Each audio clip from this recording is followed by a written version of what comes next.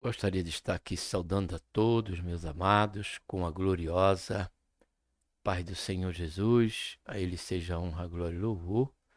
E também a nossa gratidão por tudo quanto Ele tem feito em nossas vidas e por tudo quanto Ele ainda há de fará. Ele há de fazer e realizar segundo as suas ricas promessas. Seja bem-vindo aqui ao canal Voz Clama do Deserto. Se você está chegando aqui pela primeira vez e querendo, você pode estar se inscrevendo e também está atualizado pelas programações que aqui são colocadas na plataforma do YouTube. Você precisa também estar acionando o sininho, tá bom? Estamos aqui dentro do quadro Estudando Juntos, cujo tema central fala e o Verbo se fez carne, Jesus sobre o olhar do apóstolo do amor. E o tema de momento, estaremos conhecendo o conteúdo, vai tratar da promessa, que é a lição 10, né? A promessa do Espírito Santo. Tá bom? Para tanto, vamos estar orando. Pai, em nome do Senhor Jesus, nos colocamos, Senhor, na tua santa, gloriosa presença. Pedimos perdão, Senhor, dos nossos pecados, temos cometido. Queremos te agradecer por tão grande salvação, pelo nosso nome está escrito no livro da vida e pela promessa, Senhor, de que a qualquer momento o Senhor há de estar vindo nos buscar. Enquanto aqui estamos, Senhor, que nós possamos ser participantes destas promessas, Senhor, no que diz respeito não só ao revestimento de poder, mas também, Senhor Jesus, aos dons espirituais e também ministeriais. Nesse momento te pedimos, Senhor, a tua bênção durante esse momento que vamos estar conhecendo aqui mais um conteúdo da lição dominical, da classe dos adultos. Faz isso, Senhor, em nossas vidas, todos nós que aqui estamos, todos quanto vão estar ainda depois, Senhor, ouvindo e participando desse momento, é o que nós pedimos, Pai. E já te agradecemos por tudo em nome do Senhor Jesus. Amém.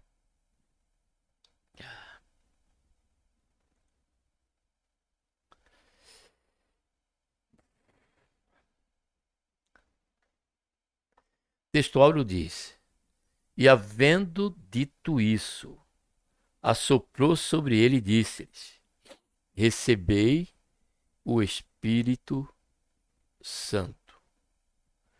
Esta aula ela vai estar tratando, né, da promessa, de uma das promessas para a igreja, né, de nosso Senhor Jesus Cristo. Esta que ele, não é que ele disse que ia edificar, mas esta que ele continua edificando. Esta promessa, ela fala de duas vertentes, né, que vamos estar tratando nessa lição. Que foi esse momento, né, depois da ressurreição do Senhor Jesus, e antes de ser assunto ao céu, diz a Bíblia aqui, que nós estamos lendo, acabamos de ler, que ele soprou sobre eles. Observe que o texto está, não é só porque está aqui no PowerPoint, mas na palavra de Deus também se encontra da mesma maneira, com letra maiúscula: recebei o Espírito Santo. E soprou sobre eles. Essa palavra, esse ato do Senhor Jesus, é o mesmo como aquele que aconteceu no Jardim do Éden. Foi um sopro de vida. Esta vida pelo qual nossos pais sofreram após o pecado entrar no mundo. Foi a morte espiritual. Então aqui, esse soprado do Senhor Jesus nos discípulos trouxe a eles, né, o mover de Deus para a devida transformação na vida de cada um deles. Porque quando nós olhamos, amados e queridos, para o contexto ministerial do Senhor Jesus, para o contexto em que da caminhada dos seus discípulos, nós podemos observar várias atitudes que jamais seriam atitudes de um cristão, de alguém que está em Deus, de alguém que está em Cristo Jesus. Nós vemos a atitude de Pedro em querer tirar a espada para cortar. Em tirar não, ele tirou e cortou a orelha em que um dos evangelhos dá nome a este soldado que chamava Malco, né? Vemos também a atitude dos irmãos, né? Ali, quando queriam que descesse fogo sobre o samaritano, e o seu Jesus naquele momento perguntou para eles até: que espírito sois? E também na questão da questão da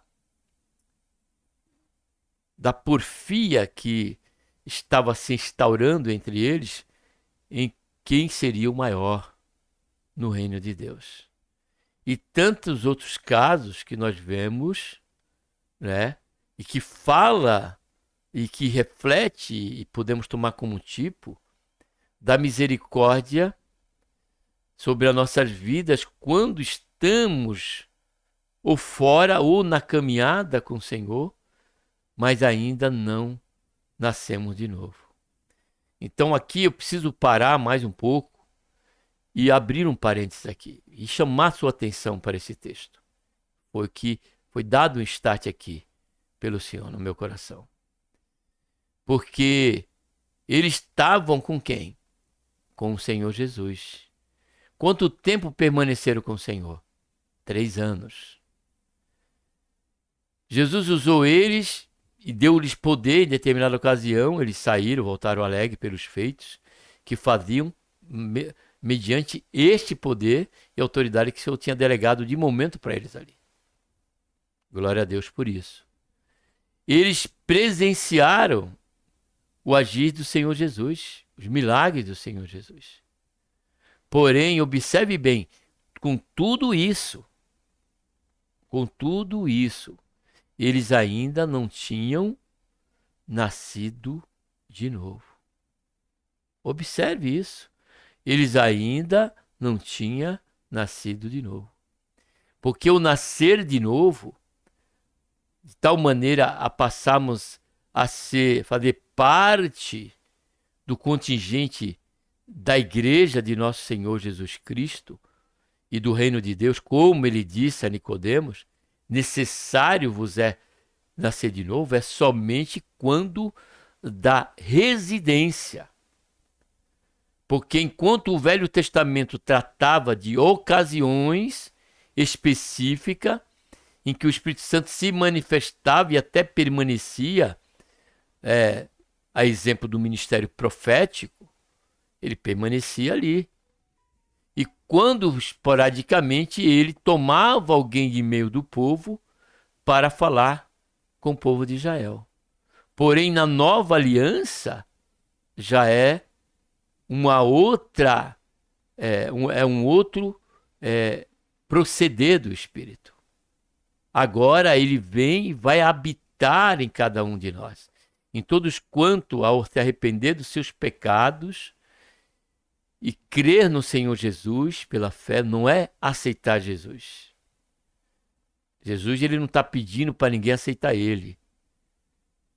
Pelo contrário, nós é que temos que ser aceitos por ele. E só somos aceitos pelo Senhor a partir do momento que aceitarmos as condições que ele tem deixado escrito e revelado na sua palavra, que é através do arrependimento e da fé na pessoa bendita do Senhor Jesus, da obra realizada no Calvário. Então observe, esse é o primeiro exemplo, que nós estamos aqui diante dele. Então os discípulos tinham 3 anos com o Senhor Jesus, ainda que, olha, fizeram algo, realizaram algo em nome do Senhor Jesus, ainda não eram nascidos de novo. E neste momento, em que acabamos de ler o texto áureo, foi que a partir dali, o Espírito Santo passou a habitar nele. Ainda que o Senhor Jesus disse que se ele não fosse, ele não poderia enviar o Consolador. Porém, aquele já estava na iminência. Isso aqui foi um momento e faz parte da prerrogativa já ele na condição divina. Ele ressuscitou já numa condição, né, divina, ainda que passou ali 40 dias, né, com os discípulos, numa manifestação e num corpo já transformado, em que dava até aquela condição de ultrapassar as paredes de um local, como fez no cenáculo. E ali Jesus, ele, depois dos 10 dias, já subiu. E também essa lição vai tratar também da segunda parte da promessa que a igreja ela tem, né, do revestimento, que a Bíblia trata como uma capacitação para o crente, além do mover do Espírito Santo na questão da regeneração, da transformação de vida. Aí vem o revestimento, a capacitação para a obra do reino, para testemunhar do Senhor Jesus Cristo. E seguindo-se esta promessa, também vem a questão dos dons espirituais, que não vamos estar tratando nessa lição, mas estaremos tratando essas duas situações em que muitos acabam ainda trazendo confusão, quando a Bíblia é bem clara. São dois momentos específicos, né, e de caráter, né, compreensível pela revelação progressiva de Deus e iluminação do Espírito Santo em nossa vida. Isso é claro. Sem ela, nós podemos trazer aqui, tentar interpretar a palavra de Deus de maneira racional. Isso não vai ser bom, né? Podemos estar dando figura, trazendo comparações quando ela não existe, né?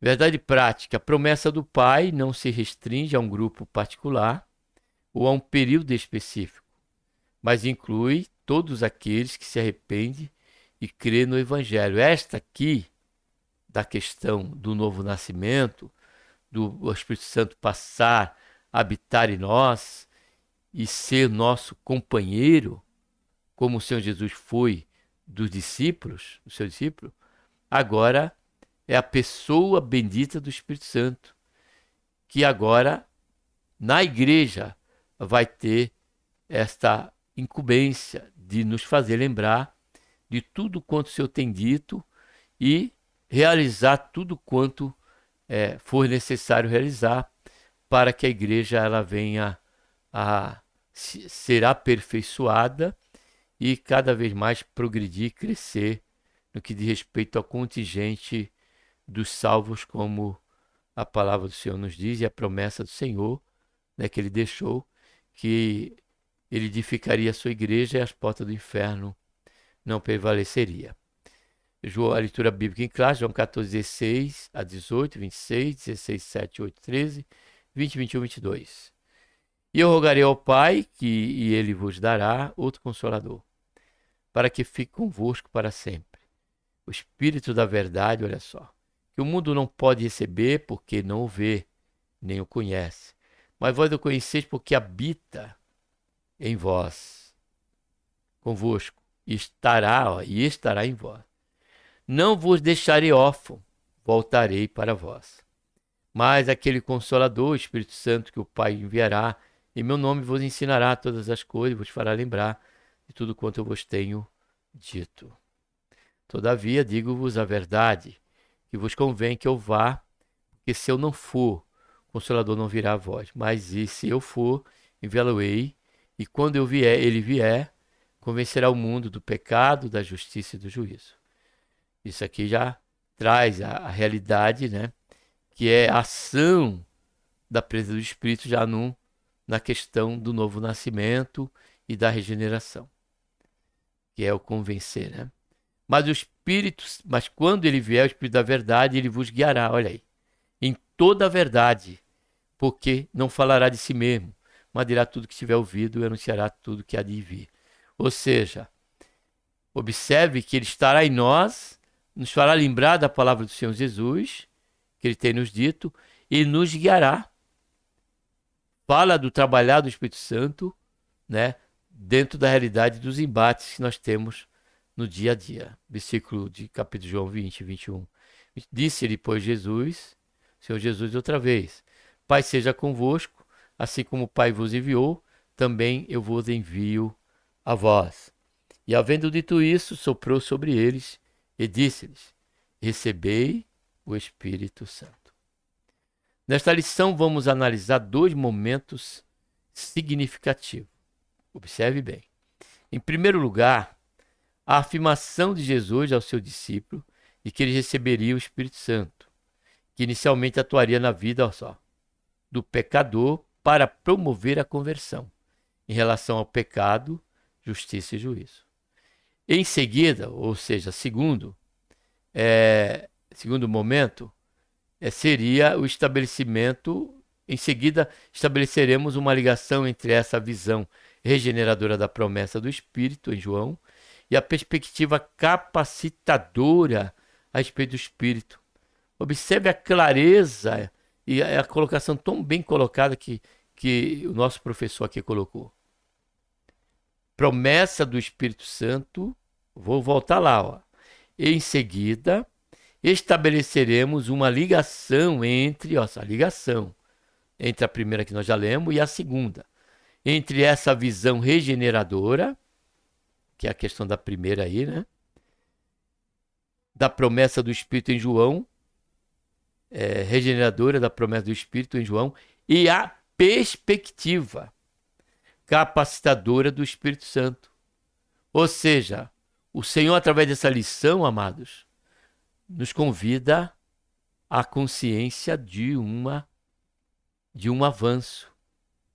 Jamais o Senhor quer que nós venhamos estagnar na vida cristã. O Senhor não chamou ou nos faz participante do seu corpo, corpo da sua igreja, para simplesmente estarmos acomodados apenas à questão da confiança ou da crença e da fé de sermos salvos. Não, de maneira alguma. O Senhor, ele quer cumprir em nós essa primeira promessa, como Pedro ele disse: arrependei-vos e serei participante da promessa, né, do refrigério de que deveria vir através do Espírito Santo. Pedro fala isso na sua primeira pregação.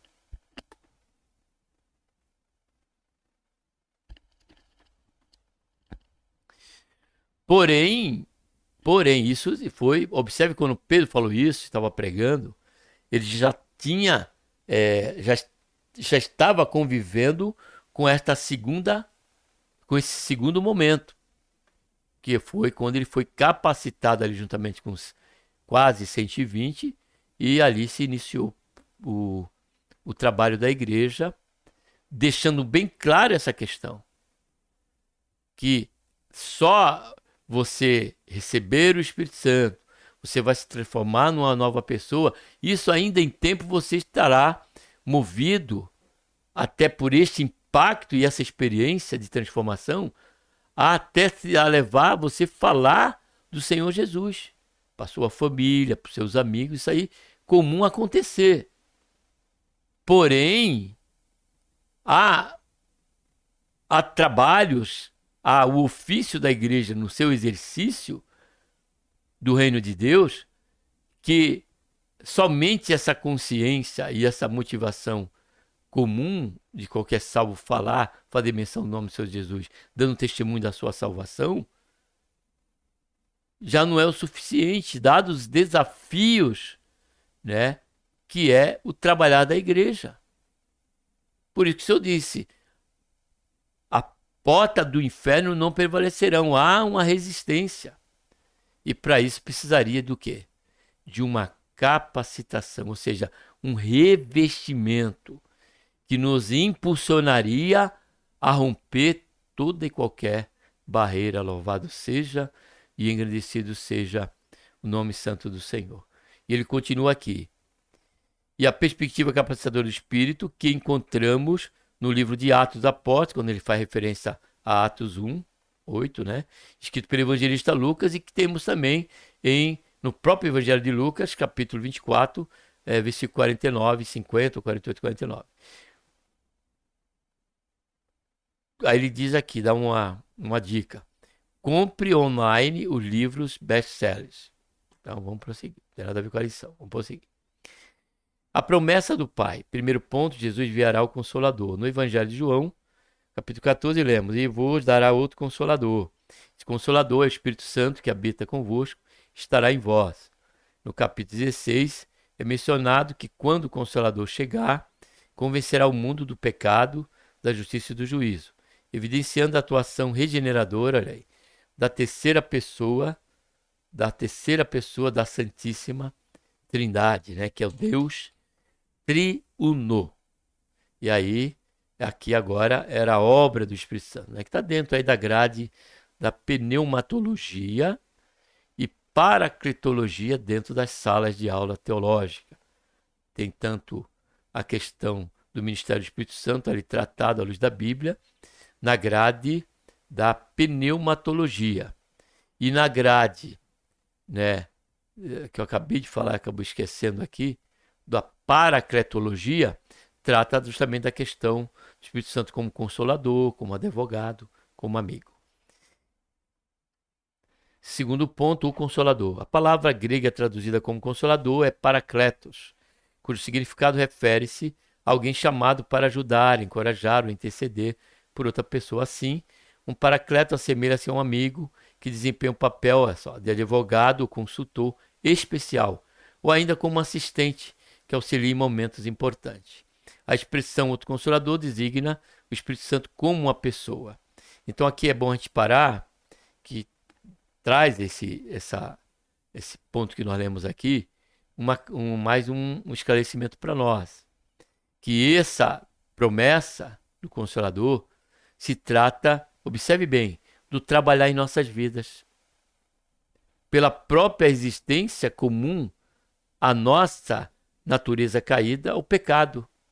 Então, o Espírito Santo ele vem como um amigo, vem como um ajudador, vem como aquele a nos fortalecer e nos dar, né, a ajuda que precisamos para que a carne não sobressaia sobre a vontade de Deus no que diz respeito, né, à sua palavra, à obediência à sua palavra.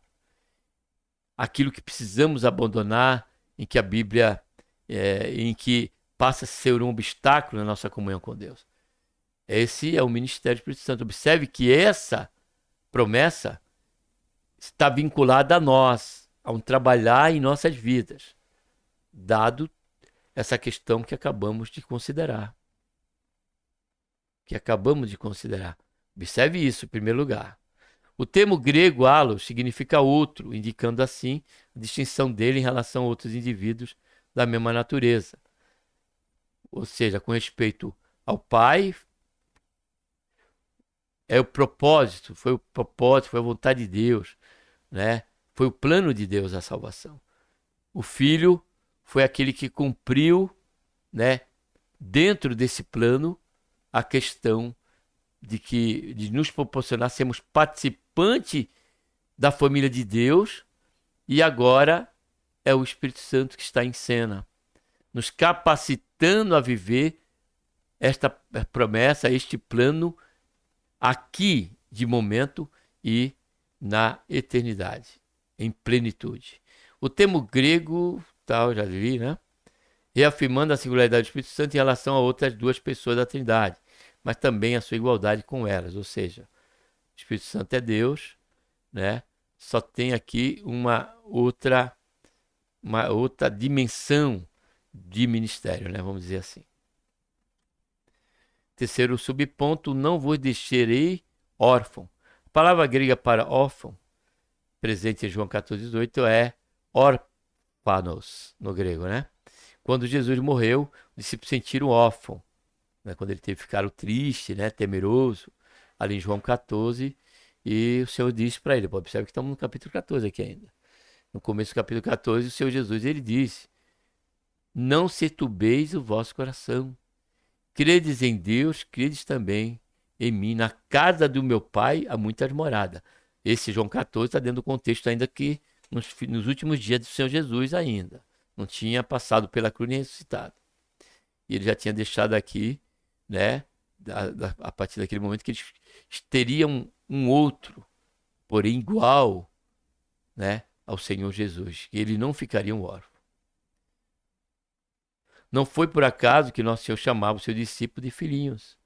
Nesta relação pessoal entre o Senhor Jesus e seu discípulo, nosso Senhor garantia que ele nunca ficariam órfãos, desamparados ou desprezados. Essa deixa mais uma vez bem claro a questão singular entre a questão do Espírito Santo como aquele habitar em nosso coração, como a questão da ação agora do Espírito Santo, a questão do revestimento, né, em nossas vidas. João 20 e 22. É crucial considerarmos o contexto que envolve o Senhor apareceu ressuscitado e glorificado. A passagem bíblica onde se encontra no versículo 21 começa no versículo 19. Assim, o cenário é que Jesus se apresenta ressuscitado, com o corpo glorificado. Remete tanto ao contexto anterior como imediato. Então, logo, o Senhor Jesus aqui, né, estava cumprindo o que ele disse, que se ele não, né, enquanto ele não fosse glorificado, né, não poderia, a questão nossa, os discípulos e nós como igreja, sermos participantes desta promessa. Segundo ponto, o Espírito habita os discípulos. Ainda estamos dentro da primeira relação ministerial, né, do Espírito Santo como o regenerador, né? O sentido de assoprou sobre eles. O Espírito, capítulo 20 do Evangelho de João, contém um versículo que gera diversas interpretações teológicas divergentes. No entanto, a Bíblia de estudo pentecostal oferece uma observação significativa sobre a interpretação deste versículo.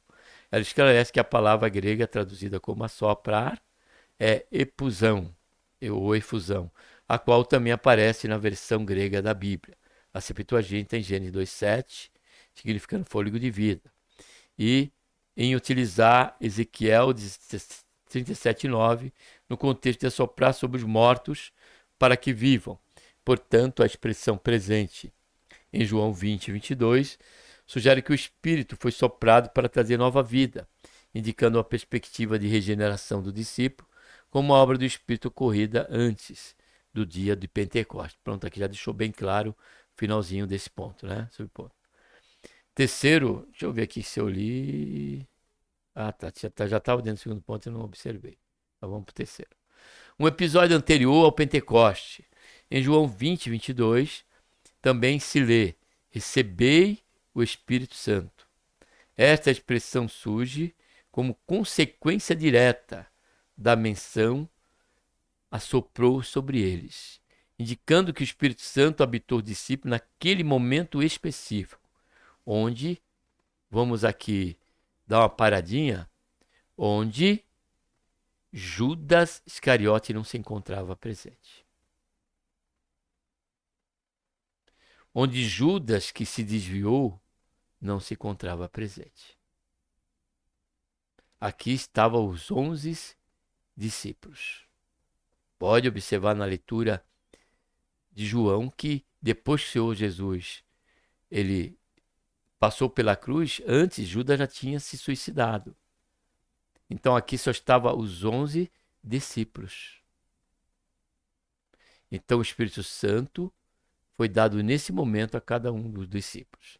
Posteriormente, o que ocorreu em Pentecostes seria uma segunda obra distinta, olha só.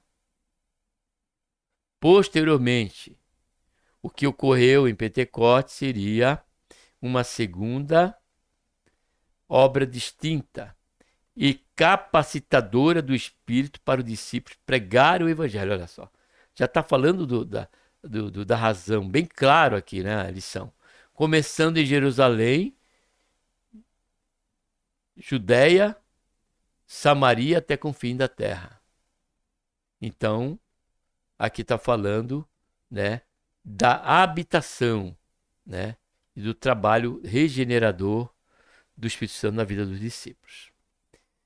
Quer dizer, Pedro, João e Tiago, e também Pedro, todos eles foram trabalhados, né, transformados com respeito até o caráter da sua personalidade. Observe a transformação daquele que era conhecido como filho do trovão, ao qual ele passou a ser. Aqui eu falo do próprio evangelista João. Observe a umidade em que você encontra no evangelho de João. Em nenhum momento ele se dirigir diretamente dele, falar dele próprio. Mas ele diz aquele que reclinava o peito. Ele sempre trata na terceira pessoa, nunca na primeira pessoa. Isso era um sentido que fazia parte do caráter agora transformador do Espírito Santo na vida de João, que ele era humilde, era um homem que, embora foi o apóstolo que foi usado como foi pelo Senhor, tanto no Evangelho como na questão de Apocalipse, em receber aquela revelação que faz parte da Escritura, porque ele foi alguém que o Espírito Santo trouxe uma nova personalidade. João, Pedro também. E João ele passou a ter a mesma performance do Senhor Jesus com respeito ao tratamento aos seus irmãos em Cristo. Ele chamava sempre filhinhos, não pequeis, filhinhos, filhinhos aqui, filhinhos ali. O tratamento de João, que ele recebeu do próprio Mestre, do próprio seu Senhor, do seu próprio Salvador. Pedro, nós vemos também a transformação que Pedro teve. Já não era aquele homem que tinha aquele espírito, né, truculento, de maneira alguma. O Espírito Santo, neste momento, passou a trabalhar na vida de cada um dos seus discípulos, como tem trabalhado também em nossas vidas. A promessa do Pai, agora, no dia de Pentecostes, agora vamos para o segundo momento, que tem que fazer parte da minha vida e da tua vida, meu amado, querido irmão, minha amada e querida irmã, meu jovem, todos quantos estão aqui dentro dessa lição, comigo, conosco aqui. A primeira nós já entendemos, que é o primeiro ministério do Espírito Santo, se dá início em convencer o mundo do pecado, da justiça e do juízo. Isso é feito quando da sua manifestação em cada pessoa, que assim passa a ser salva e passa a ter uma vida voltada unicamente para Deus. De repente, o aparecimento do Senhor Jesus em João 20 refere-se ao período compreendido entre a Páscoa e o dia de Pentecostes. Após a ressurreição, o Senhor glorioso aparece ao seu discípulo. Na Páscoa, o Cordeiro da expiação foi sacrificado, sendo Jesus o Cordeiro de Deus, conforme estudado ao longo do trimestre. No entanto, 50 dias depois da Páscoa, celebra-se a festa da colheita no dia de Pentecostes. Foi no final destes dias, ainda não concluído, após Jesus ter feito a promessa do recebimento de poder, que de repente ocorreu um acontecimento extraordinário, o derramamento do Espírito Santo. E todos foram cheios do Espírito Santo. Observamos que durante o ato de conversão, o Espírito Santo realiza a regeneração. Contudo, desde que se dá esta obra regeneradora do Espírito, é necessário que os salvos sejam cheios e revestidos de poder para testemunho do Evangelho. Porque senão corremos o risco de cair sob o status de tímidos, como diz Apocalipse. Os tímidos não entrarão no reino de Deus. Ali não está falando, timidez não é pecado. Bom, na verdade, no que diz respeito a essa citação ali, Apocalipse é pecado, né? Diz que a timidez, os que foram os tímidos. Ali não está falando do pecador. Está falando daqueles que foram salvos, porém ficaram sob a mesmice apenas de uma convicção pessoal de que isso aí seria o suficiente. E se omitiu muitas vezes e até mesmo sentia vergonha. Observe bem isso. Sentia vergonha de ser conhecido como crente. O Espírito Santo ele nos transforma. Porém, a ousadia ela vem do revestimento para testemunhar o Senhor Jesus, tanto com a nossa vida, primeiramente, como também capacitando-nos, né, a obra do Senhor.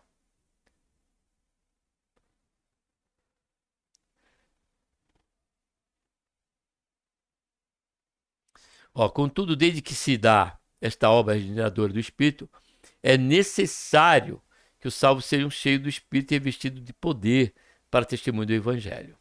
Assim, sendo especialmente no livro de Atos dos Apóstolos, os teólogos associam ser cheio do Espírito ao batismo no Espírito Santo, como descrito quando dizemos: todos foram cheios do Espírito Santo. Consequentemente, começaram a falar em outra língua, conforme o Espírito Santo lhe concedia que falasse.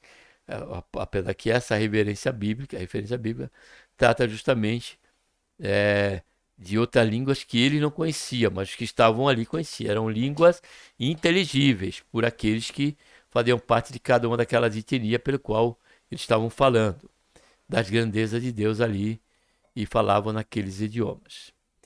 Com... Não sei por que eu deixei isso aqui, me desculpe, mas...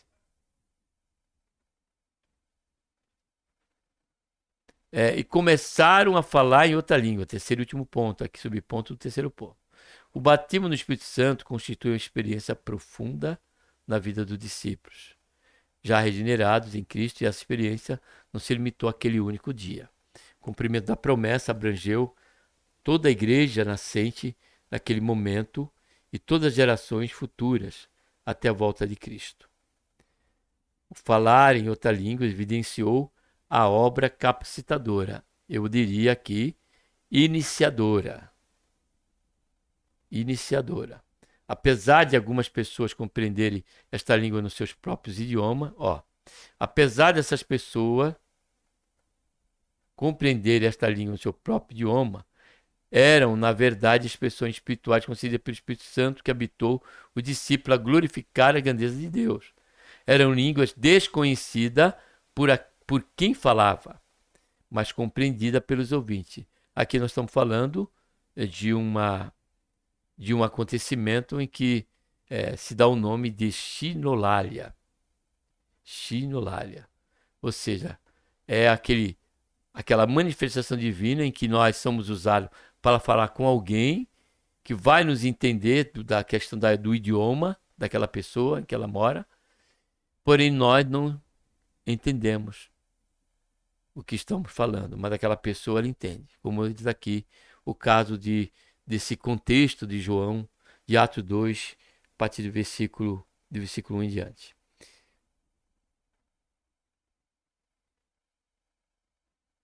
Assim, sendo a língua mencionada por Lucas, são evidências físicas visíveis, olha só, do batismo no Espírito Santo.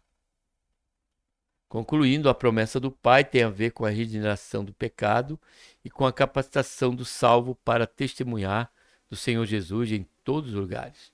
Essa promessa perpassa toda a Bíblia, se manifesta completamente em Pentecoste, está presente até hoje para todos que se arrependerem e crerem no Evangelho, até a volta do Senhor Jesus. A promessa do Pai pode se manifestar na vida do pecador, regenerando na vida do salvo, batizando no Espírito Santo.